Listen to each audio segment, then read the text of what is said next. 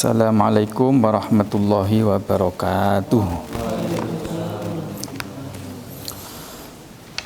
Bismillah, alhamdulillah, wassalatu wassalamu ala rasulillah wa ala alihi wa sahbihi wa mawalah. Amma ba'da, fala hawla wa la quwwata illa billahil aliyil azim. Ila hadrati Nabi Muhammadin sallallahu alaihi wasallam wa ala alihi wa sahbihi wa dhurriyyatihi wa azwajihi wa ikhwanihi wa la awli wa sahabati wa tabi'in wa tabi'in din sunnah mustadin masyayikhina masyayikhim sunnah hati mu'allif hadal kitab Sahabat Asqalani wa syarihihi Syekh Muhammad Nawawi Al-Bantani qaddasa sirahum wa nawwara dhurihum wa yali darajatihim wa a'ta alaina min barakatihim sya'unillahi lana wa lahumul fatihah. A'udzu billahi minasyaitonir rajim. Bismillahirrahmanirrahim. Alhamdulillahi rabbil alamin arrahmanir rahim maliki yaumiddin iyyaka na'budu wa iyyaka nasta'in ihdinas siratal mustaqim siratal ladzina an'amta 'alaihim ghairil maghdubi 'alaihim waladdallin amin. Bismillahirrahmanirrahim. Qala al-mu'allif rahimahullah ta'ala wa nafa'ana bihi wa bi ulumihi fid daraini amin. Wal maqalatu, adapun makalah at-tasi'atu yang ke-9 itu an Sufyana, dari Sufyan Ats-Tsauri radhiya, semoga meridhoi siapa Allah, anhu, kepada Sufyan Ats-Tsauri. Siapa beliau Sufyan Ats-Tsauri itu? Wa huwa, adapun Sufyan Ats-Tsauri itu Syekhul Imam Malik, gurunya Imam Malik. Dawe ngene, kullu ma'siyatin nasyi'atin an syahwatin fa innahu yurja ghufranuha.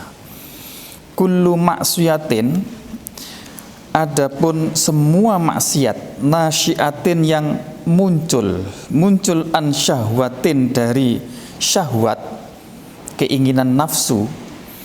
Apa itu syahwat? Ay ishtiyakun nafsi, maksudnya adalah keinginannya nafsu ila syai'in, kepada sesuatu, kecenderungan sesuatu, kecenderungan nafsu terhadap sesuatu, keinginan nafsu terhadap sesuatu, itu namanya syahwat.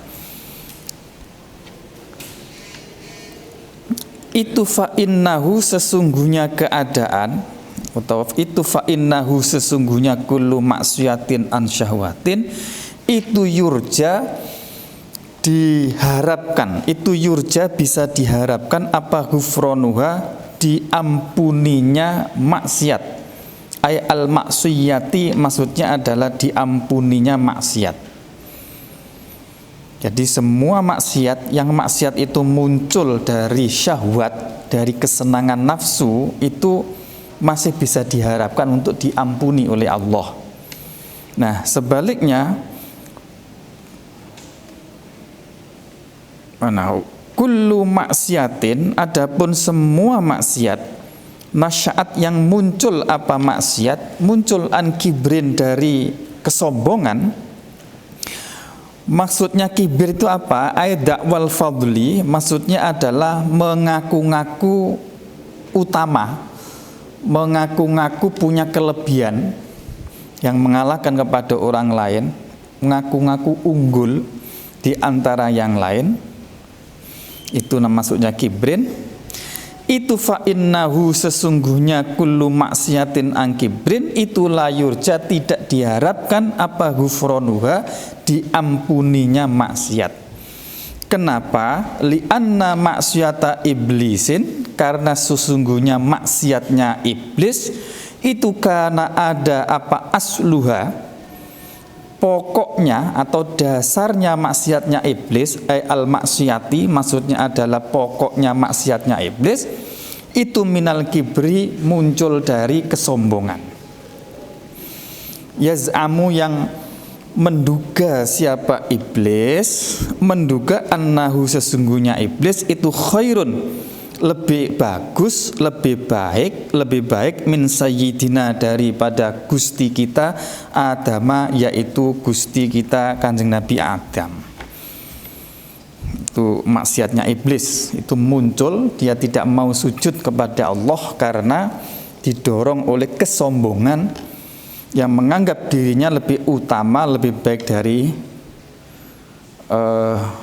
Nabi Adam. Alasan lain apa? Wali anna zillata sayyidina Adam, dan karena sesungguhnya tergelincir kepada kesalahan Sayyidina Adam, Gusti kita Kanjeng Nabi Adam alaihissalam, itu karena ada asluha, pokoknya atau dasarnya zillatu Sayyidina Adam itu minas syahwati, dari syahwat. Apa bentuknya? Bisa babis tiyakihi, karena sebab kepinginnya Kanjeng Nabi Adam, kepingin ila dzauqi samrotin, kepada mencicipi buah, ila dzauqi samroti syajarati syahwatin, kepada mengicipi buah syahwat al-manhiyi, yang dilarang anha, dari syajarah. Jadi didorong oleh keinginan untuk mencicipi bagaimana rasanya syajaratus syahwah yang sudah dilarang. Oke, jadi gini, maksiat itu pendorongnya itu ada dua secara umum ya, maksiat itu ya. Yang pertama itu adalah dari syahwat, dari keinginan yang sebongsong nafsu. Nah, yang kedua itu dari dalam, dari kesombongan, dari penyakit hati. Nah, maksiat yang muncul karena kesombongan atau dari dalam itu susah untuk diampuni oleh Allah Subhanahu wa taala. Jadi ibaratnya kalau gini ya, kalau penyakit manusia itu kan ada dua juga ya. Ada penyakit luar, misalnya gudiken, patah tulang, apalagi misalnya, pokoknya yang luar-luar itu, pilek misalnya, itu luar. Ada penyakit dari dalam, misalnya liver, apalagi paru-paru, jantung, yang serem-serem itu. Nah, penyakit luar itu jauh lebih ringan, lebih gampang obatannya daripada penyakit dalam. Nah, dosa itu juga begitu. Dosa itu kalau penyebabnya itu dari keinginan nafsu, kesenangan yang sifatnya kesenangan, itu gampang diampuni Allah. Bisa pindah sampai.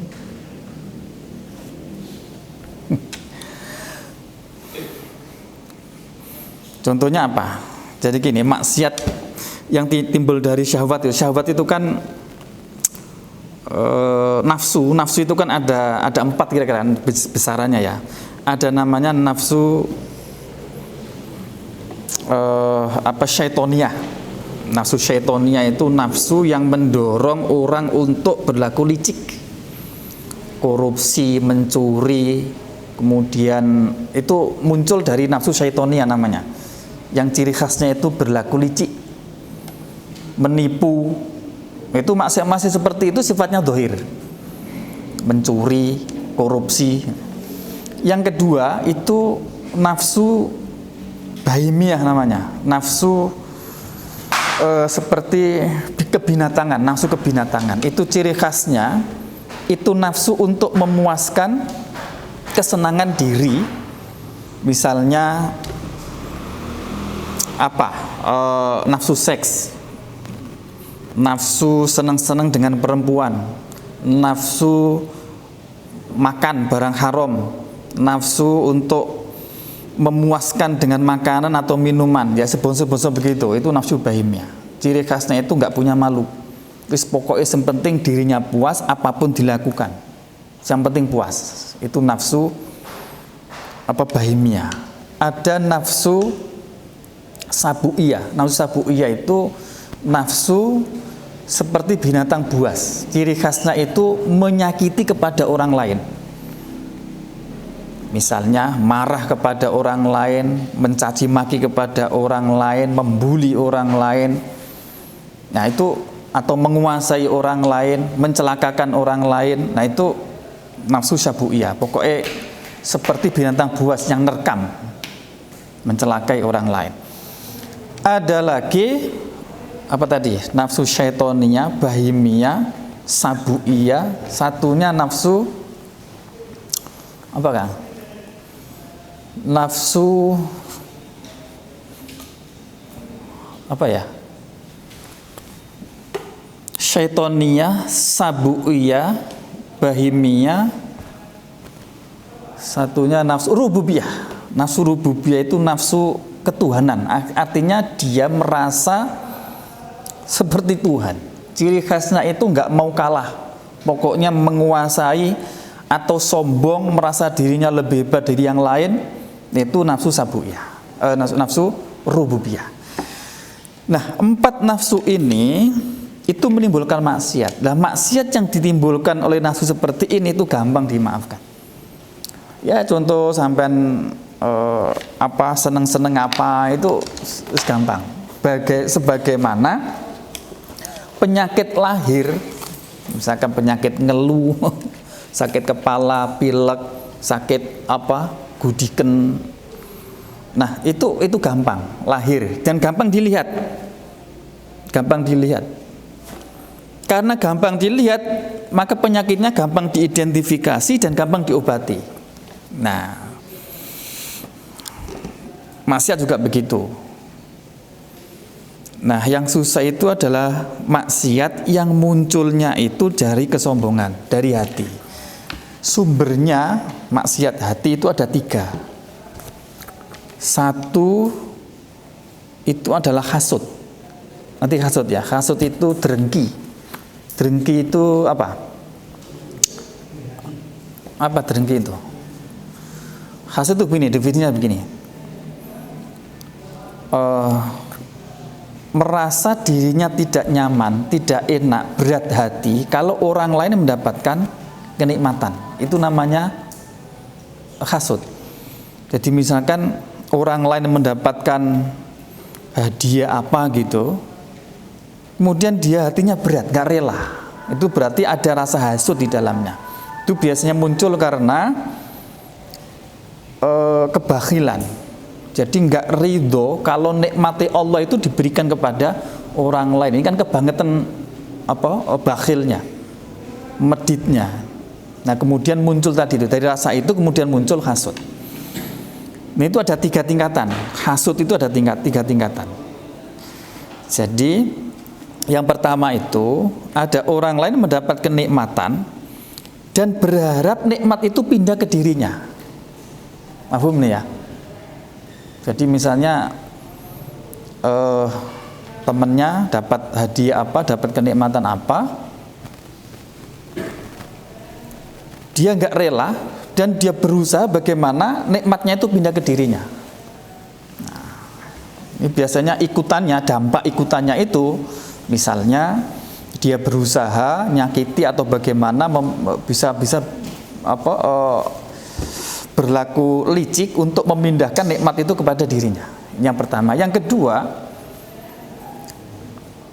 tidak rela orang lain mendapatkan nikmat, dan nikmat itu pokoknya yang penting pindah kepada orang lain, sekalipun kepada tidak dirinya. Maafum nih ya.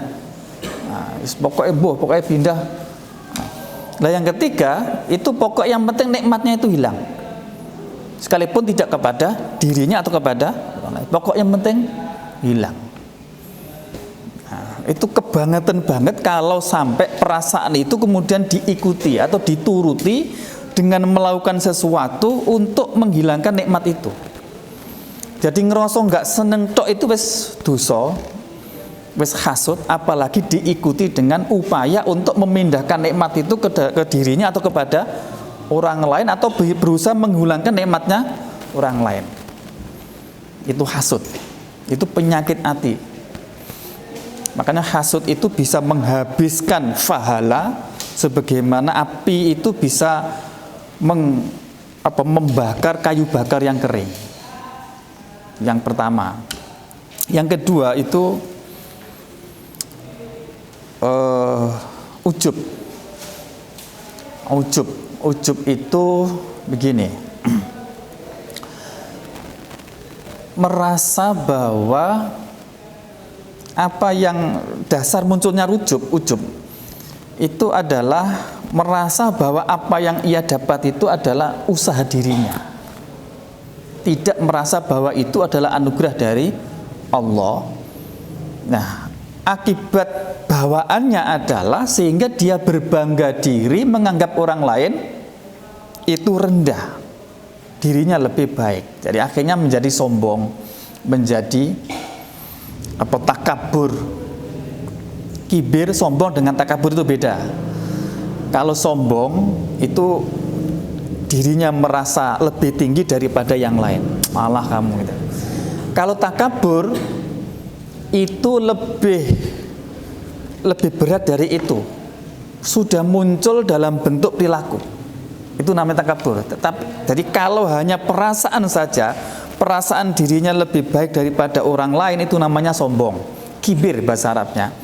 Tapi kalau itu sudah muncul dalam bentuk perilaku, namanya takabur, angkuh. Nah, itu muncul dalam bentuk biasanya gaya jalannya.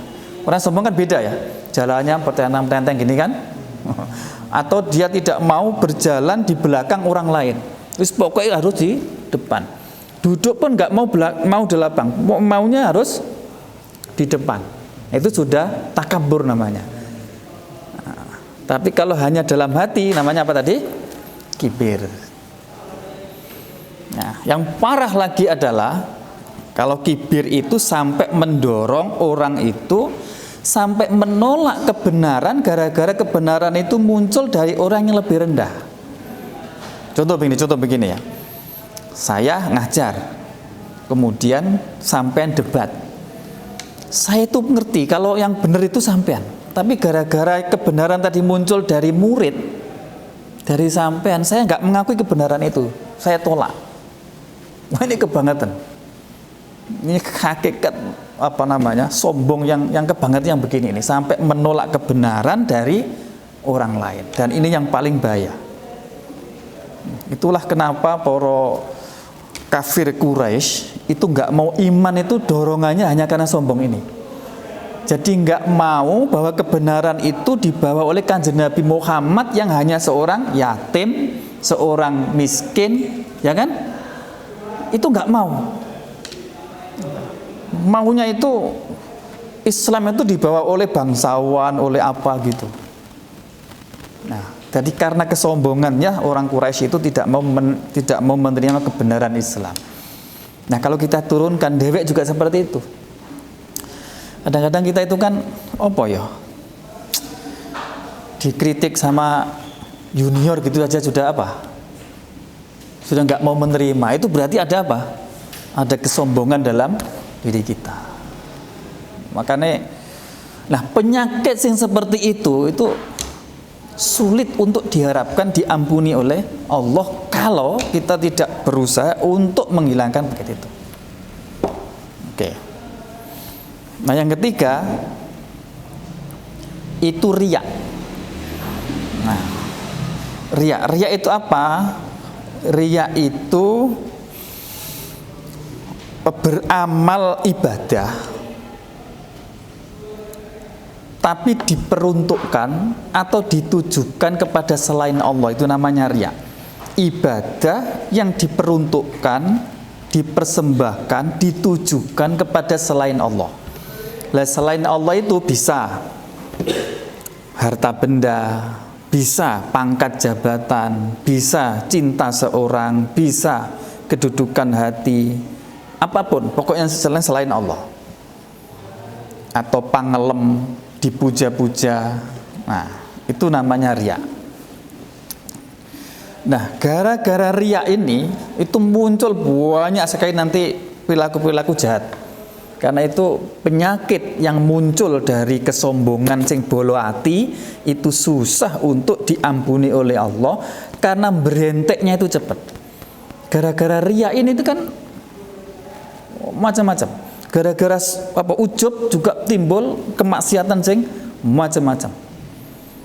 Dan itu biasanya halus itu ya. Halus di dalam hati itu susah untuk ditebak ini penyakit apa gitu. Kalau penyakit jisim borok itu kan gampang. Oh, sakit gitu gampang. Tapi kalau sakitnya itu paru-paru gitu kan susah dicari. Nah, penyakit maksiat itu juga begitu. Jadi kalau maksiat bolo hati yang sifatnya misalkan ujub, riya, sombong itu angel ditemu. Nah, makanya bersyukurlah kalau kita atau siapa saja itu bisa menemukan penyakit hati atau bisa menemukan kekurangan aib dirinya sendiri. Itu bersyukur. Tapi kadang-kadang kan kalau aib kita itu misalkan ketahuan sombong ya, apalagi kalau dari orang lain itu kan Masya Allah gitu ya. Masya Allah artinya kadang gak menerima, kadang malah marah-marah kalau sampai kita itu diketahui bahwa kita itu orang yang punya penyakit ujub, riya, sombong, hasud.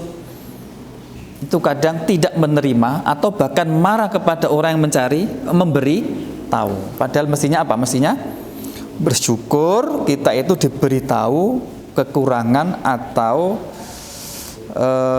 penyakit di hati kita. Nah, ini yang karena itu padahal kita itu biasanya lebih perhatian kepada maksiat yang sifatnya lahir daripada maksiat yang sifatnya batin. Padahal maksiat lahir itu gampang diobati dan gampang diampuni oleh Allah. Maksiat lahir itu maksiat yang muncul dari syahwat tadi lah ya. Nah, maksiat batin yang muncul dari kesombongan itu susah untuk diampuni oleh Allah. Karena itulah tadi dawuh Sufyan Tsauri bahwa semua maksiat yang itu muncul dari kesenangan nafsu itu ada kemungkinan untuk atau gampang untuk bisa diharapkan Allah itu memaafkan. Tapi kalau maksiat yang muncul dari kesombongan itu susah untuk diampuni oleh Allah. Ini karena itu teman-teman begini. Kadang para ulama-ulama sufi itu untuk menghilangkan, tapi ini jangan ditiru ya, ini jangan ditiru. Untuk menghilangkan maksiat atau penyakit hati itu malah sampai menggunakan maksiat. Mafhum ya? Jadi saking kepingin menghilangkan kesombongan misalnya, sampai dia itu melakukan maksiat sing tujuannya untuk menghilangkan maksiat hati. Gitu ya maksudnya ya. Contohnya begini, Imam Al-Ghazali itu sampai membolehkan melakukan maksiat dohir yang tujuannya untuk menghancurkan harga dirinya gara-gara dia itu punya sifat sombong. Ya, bisa diterima nggak ini ya? Ini kalau ditangkap salah nanti nih. Jadi gini, orang sombong itu kan orang sombong atau orang yang kadung terkenal atau orang yang merasa dirinya hebat orang lain itu kan penyakit yang sangat berbahaya. Setuju ini ya? Penyakit yang sangat berbahaya. Nah, untuk menghilangkan kesombongan, menghilangkan keterkenalan yang sangat berbahaya tadi itu dihancurkan harga dirinya dengan cara melakukan kesalahan. Nah, contoh-contoh begini, sampai diceritakan dalam Ihya itu ya. Ada seorang wali, ya orang hebat ini, ya belajar wali lah kira-kira begitu. Masuk ke tempat pemandian, kemudian di situ mencuri atau mengambil baju orang lain, kemudian dipakai, ditutupi, tapi agak diperlihatkan, yang baju curiannya tadi itu diperlihatkan dikit gitu, kira-kira begitu. Nah, barang yang orang yang bajunya dicuri tadi itu merasa kehilangan, kemudian dicari-cari, kemudian ketemu itu yang ulama tadi itu, yang kepengen jadi wali tadi itu, kemudian ditangkap, dihukum dan seterusnya. Akhirnya gara-gara itu orang tadi itu akhirnya nama besarnya hancur, kemudian tidak dihargai oleh masyarakat. Nah, apa maksudnya ini? Maksudnya adalah orang tadi itu ingin menjatuhkan harga dirinya agar tidak dianggap bahwa dirinya itu orang baik. Halo? Agar tidak dianggap dirinya itu orang baik. Karena kalau dirinya itu merasa dirinya baik, itu susah untuk melakukan ibadah dengan ikhlas. Nah, contoh begini deh, Ada pengurus nggak ini? Ada pengurus nggak? Pengurus itu kan kadang dianggap orang baik di kalangan pondoknya itu. Sehingga karena kadung dianggap dia orang baik, jadi pengurus, ini kalau tidak ikut jamaah, dia punya rasa malu. Nah, akhirnya apa yang terjadi? Akhirnya jamaahnya tadi itu dorongannya adalah untuk menutup rasa malunya itu. Akhirnya yang terjadi adalah jamaahnya itu menjadi tidak ikhlas. Mafhum Pak ini ya? Jadi gara-gara punya nama baik tadi itu akhirnya mau memberentek, akhirnya ngamal apapun jadi nggak ikhlas, gini-gini harus bukan karena Allah tapi biar dipuji sama teman-temannya dan seterusnya. Jadi gara-gara nama baik sehingga semuanya merusak ibadahnya. Nah, seperti ini salah satu obatnya. Nah, itu adalah ya dihancurkan dulu nama baiknya. Tapi ini jangan ditiru ya, nanti jangan-jangan sampai kepengin mudah melakukan maksiat, jangan. Kalau toh ingin melakukan menghilangkan kesan bahwa sampai di orang baik, minimal menggunakan perkara yang halal tapi yang agak rendah lah. Misalnya sampai pakai kaos oblong, pakai celana yang sedengkul tapi tetap tutup aurat, jalan-jalan kita sudah dianggap gitu kan. Kok ada santri begitu ya. Nah, sudah mulai enggak dianggap namanya. Kenapa kok begini teman-teman sekalian? Karena begini, orang itu gara-gara nama besar itu semuanya menjadi mahal dan akan mempengaruhi kepada amal. Mafhum Mbak ini ya? Sampai misalnya pakai baju yang mahal-mahal gara-gara terkenal. Yang andaikan tidak terkenal, sampai tidak harus bersusah payah untuk mewujudkan baju mahal. Biasa-biasa sudah cukup. Jadi gara-gara terkenal, gara-gara kesombongan, gara-gara kepengen riak tadi itu sehingga kita itu menggunakan barang sesuatu yang sebetulnya kita paksakan. Ini kan nggak sehat begini nih. Nah,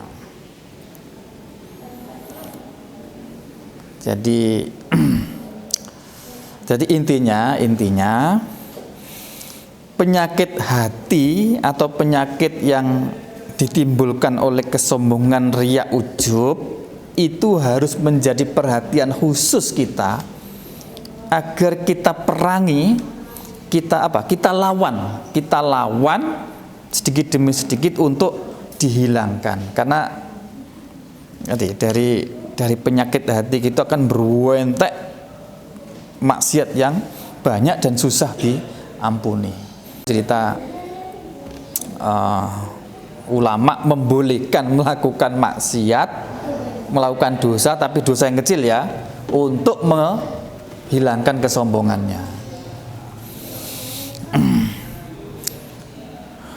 Ada juga begini ya, ada juga gini. Kan kalau nggak salah di kitab Salah Hikam itu begini.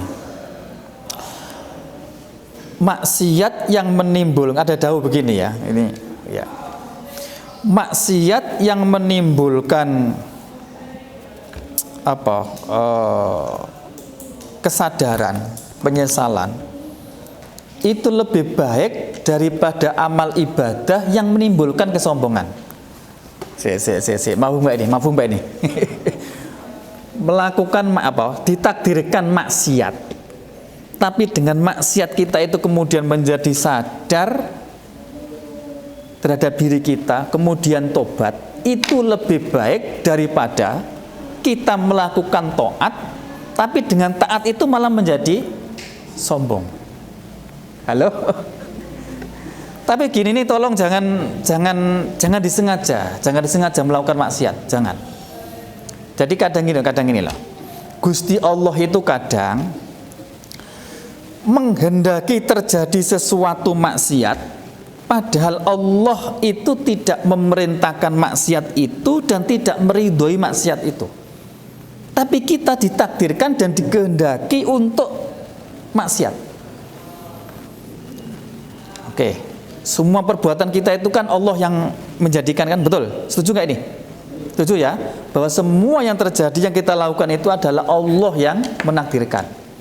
Kadang kita itu ditakdirkan, dikehendaki oleh Allah melakukan maksiat, padahal maksiat itu tidak diperintahkan dan tidak diridhoi oleh Allah. Terjadi nggak ini? Terjadi. Nah, maksiat yang seperti itu, kalau itu memang dikehendaki oleh Allah kepada kita, itu bisa jadi justru lebih baik bagi kita daripada kita melakukan taat. Karena di balik maksiat itu ternyata ada hikmah yang jauh lebih besar daripada melakukan ketaatan. Ini artinya apa? Artinya kalau misalnya sampai kok dilala kepleset ngelakoni maksiat, itu tetap tidak boleh putus asa, harus tetap berharap rahmati Allah. Bisa jadi itu adalah bentuk rahmat dari Allah namun wujud maksiat. Ini angel ini, kalau nggak sampean paham ini, bisa diterima nggak ini? Tapi jangan sampai sengaja loh, jangan sampai sengaja melakukan maksiat biar sadar, jangan. Itu maksud bisa jadi dibablaskan Gusti Allah sampai nggak bisa balik piye. Nah, tapi cirinya begini, itu bisa ditebak begini, itu bisa dititeni. Rumusnya begini ya, rumusnya. Jadi maksiat itu ada kalanya azab, ada kalanya ujian. Saya ulangi. Ini tolong dipahami ini ya. Maksiat yang terjadi pada kita itu ada dua kemungkinan. Mungkin itu sebagai azab, siksa dari Allah. Mungkin itu adalah sebagai ujian. Nah, bagaimana cara meniteni maksiat yang terjadi pada kita? Itu kalau setelah ngelakoni maksiat kemudian kita sadar, merasa salah, oh berarti maksiat itu adalah sebagai ujian. Oke. Sebaliknya kalau maksiat tadi itu malah menyebabkan maksiat yang baru, jadi melakukan maksiat kemudian memunculkan maksiat baru, itu berarti maksiat tadi maksiat azab dari Allah, siksa dari Allah. Tujuannya memang biar sampai cepat-cepat masuk neraka, kira-kira begitu. Saking sudah nggak sukanya Gusti Allah kepada kita sehingga disiksa dengan cara ditakdirkan melakukan maksiat terus menerus. Itu yang pertama, cara niteni. Jadi kalau habis melakukan maksiat kok kemudian kita getun, sadar, gelo, kemudian tobat, oh itu berarti maksiat sebagai ujian.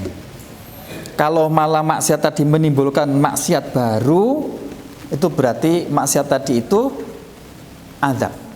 Satu. Yang kedua, kalau maksiat tadi muncul karena maksiat sebelumnya, itu berarti maksiat tadi itu adab dari maksiat sebelumnya. Paham ya ini ya? Nah, karena memang begitu cirinya itu. Ini bisa sampai titeni ya. Kalau sampai ngelakoni maksiat, itu sampai angen-angen itu bisa jadi sebelumnya ngelakuin maksiat. Jadi saya kok sampai ninggal sholat ya? Kenapa ya? Apa ya? Oh, tadi malam saya habis apa misalkan itu. Itu biasanya begitu. Nah sebaliknya, kalau maksiat itu muncul karena tidak didahului oleh maksiat sebelumnya, nah ini biasanya maksiat itu adalah maksiat ujian kepada kita. Nah, ini artinya juga bahwa maksiat yang terjadi pada kita itu apa? Kadang bukan sesuatu yang jelek, itu bukan ya. Kadang sesuatu yang itu justru merupakan nikmat dalam bentuk maksiat. Tapi tadi ya syaratnya tadi ya, asalkan justru menimbulkan kesadaran, menghilangkan kesombongan dan seterusnya. Nah, yang penting bahwa maksiat itu jangan sampai disengaja.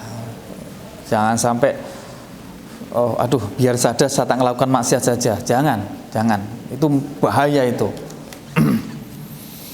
Nah, yang saya contohkan tadi itu yang di depan itu bahwa ada diperbolehkan melakukan maksiat dosa kecil untuk menjatuhkan harga dirinya, itu pun nggak boleh sembarangan. Ini kalau melakukan toreko itu harus dibawa kendali seorang mursyid. Ngerti ya ini ya? Jadi dalam dunia toreko itu kan ada mursyid ya. Nah kalau punya guru yang mursyid yang betul-betul basiroh, itu baru boleh begitu itu. Jangan sampai coba-coba, jangan sampai berani mencoba-coba melakukan maksiat untuk menjatuhkan nama besar diri kita, kalau tidak di bawah pengawasan seorang mursyid. Kadang mursyid itu begitu emang, cara menghajar nafsunya muridnya itu caranya begitu. Kadang dihancurkan nama besarnya, tujuannya biar tidak sombong. Jadi untuk menyelamatkan akhiratnya dihancurkan di dunianya, tapi tetap dipantau oleh seorang mursyid. Jadi tidak sampai kebablasan jadi wong fasik, apalagi sampai kufur. Nah begini ini biasanya mursyidnya harus ikut tanggung jawab. Nah seorang mursyid begini ini, yang ngawasi begini ini itu harus punya basiro. Punya basiro itu gampangannya bisa baca hatinya orang. Paham ini ya? Kan ada ya wali yang begitu ya, ada nggak? Sampai datang aja sudah terbaca, oh ini hatinya begini, oh ini pikirannya begini, ini habis melakukan ini, oh ini dosanya begini. Itu bisa dibaca dari bahasa tubuhnya sudah terbaca oleh mursyid seperti ini. Nah mursyid seperti ini bisa itu. Oke. Oh, ini penjelasannya jauh banget ya.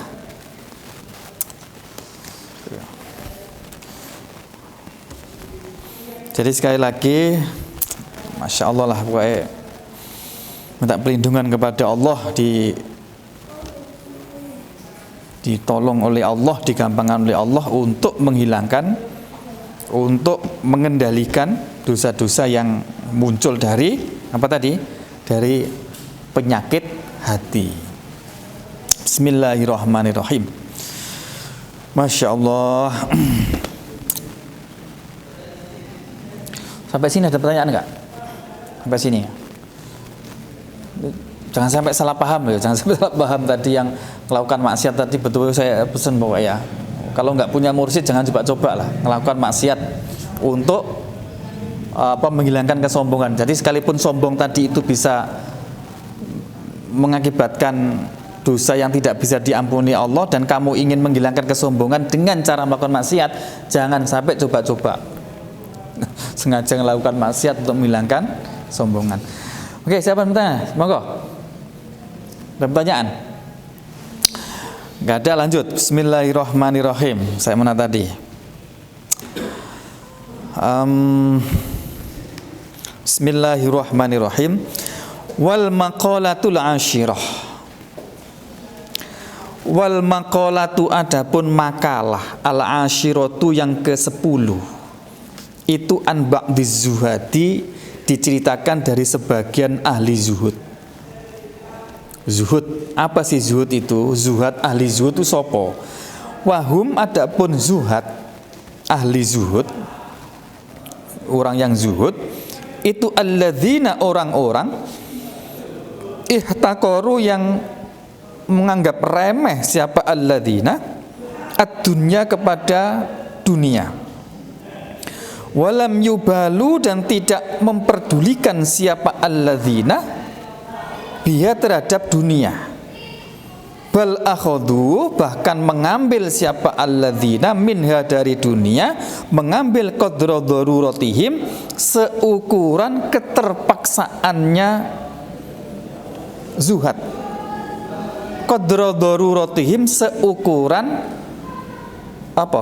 Keterpaksaannya alladzina. Jadi zuhad, orang zuhud itu adalah orang yang menganggap remeh kepada dunia, tidak memperdulikan dunia, dan mengambil dunia itu untuk dinikmati sebatas kebutuhan daruratnya, tidak lebih dari itu. Itu zuhud namanya.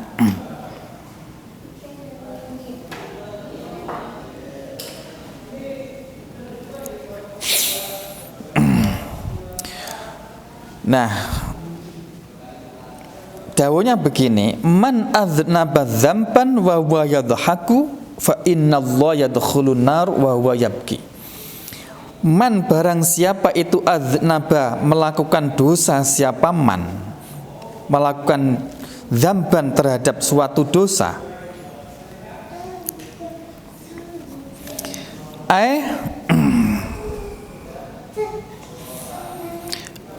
hamila yahmalu, tahmalu, maksudnya adalah menanggung siapa manhu, terhadap dosa, wahwa, sedangkan man itu yadhaku, tertawa-tawa siapa man, wal halu, maksudnya adalah dalam kondisi annau, sesungguhnya man itu yafrahu, merasa gembira siapa man, bitahammulihi, dengan menanggung dosa tadi, fa innallaha, maka sesungguhnya Allah itu yudkhilu, akan memasukkan siapa Allah, memasukkan hu, kepada man, memasukkan an-naro, ke neraka, wa huwa, sedangkan man itu yabki, dalam keadaan menangis siapa man. Kenapa? Li'anna haqqahu, karena sesungguhnya haknya man itu ayyanduma, hendaknya merasa menyesal siapa man, wa yastaghfiru, dan minta ampun siapa man, minta ampun Allah kepada Allah Ta'ala, lidzalika, karena demikian melakukan dosa, lidzalika, karena demikian melakukan dosa. Barang siapa yang melakukan dosa, waktu melakukan itu dalam keadaan senang, merasa bangga, merasa senang, merasa nyaman, maka Allah akan memasukkan neraka orang itu, dan orang itu dalam keadaan nangis. Mengapa? Ya mestinya wong nglakoni dosa itu mestinya apa? Getun, menyesal, kemudian menangis, minta maaf kepada Allah, dia malah bangga. Maka di akhirat nanti disiksa sebaliknya. Waktu nglakoni dosa ketawa-ketawa, waktu masuk neraka menangis sejadi-jadinya. Nah, sebaliknya, waman, barang siapa itu ato'a, melakukan taat siapa man, wawa, sedangkan man itu yabki, dalam keadaan nangis siapa man, hayaan, karena malu, minallahi, kepada Allah Ta'ala, wa khaufan, dan karena takut, minhu, dari Allah Ta'ala, ala takswirihi, atas sembrono nyaman. Sembrono itu apa ya? Atas lalai nyaman, ala taqsirihi atas lalainya man fitil taati di dalam demikian melakukan taat, fa innallaha maka sesungguhnya Allah Ta'ala itu yudkhilu akan memasukkan siapa Allah, memasukkan kepada man, memasukkan al jannata ke surga, wa huwa sedangkan man itu yadhaku dalam keadaan apa, tertawa-tawa siapa man, ayyafrahu maksudnya dalam keadaan berbahagia atau senang siapa man, ghayatal farahi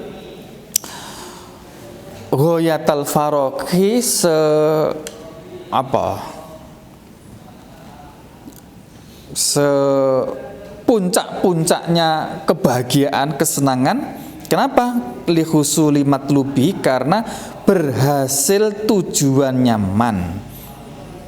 Lihusuli matlubi, karena berhasil tujuannya man. Wawa sedangkan man, orang makan taat tadi, itu apa? Oh, wahwa sedangkan matlubuhu adapun wahwa adapun apa yang dicari man itu afwullahi, ampunan Allah Ta'ala. Jadi sebaliknya barang siapa yang melakukan taat, ketika melakukan ketaatan itu dia nangis. Kenapa nangis? Karena malu kepada Allah. Kenapa malu? Ya karena begitu banyak nikmat Allah yang dicurahkan kepadanya, sedangkan dia merasa kurang mengabdi kepada Allah, malu sampai nangis. Atau khaufan minhu, atau dia takut kepada Allah, takut ancaman Allah, takut siksa Allah, karena dia masih merasa taksir, merasa kurang di dalam taat kepada Allah. Nah, orang yang merasa seperti itu nanti dijanjikan Allah akan memasukkan dia, dan dia dalam keadaan ketawa-ketawa apa? Karena mendapatkan puncak kebahagiaan. Karena memang yang dicari oleh orang seperti ini itu adalah ampunan dari Allah, dan dia mendapatkan ampunan itu. Nah, sini tinggal pilih sampean. Milih maksiat, ngelakoni maksiat kok bangga. Ini kan itu salah satu perkara yang menyebabkan apa? Dosa kecil, ya, dosa kecil kalau dilakukan dengan rasa bangga, rasa senang, itu menjadi dosa besar. Ya, jadi ada 4 hal yang bisa menyebabkan dosa kecil itu menjadi besar. Salah satunya ini, waktu melakukan maksiat dia nyaman, dia merasa senang. Karena begini ya, melakukan maksiat kalau disertai dengan rasa senang, itu bekas di hatinya itu akan parah. Jadi kegelapan di hati itu akan parah. Tapi kalau melakukan maksiat, kok ketika ngelakunya itu dia nggak nyaman, ngerasa getun, ngerasa apa bersalah. Nah, itu bekas maksiatnya di dalam hati itu tidak begitu kuat. Nah, ini.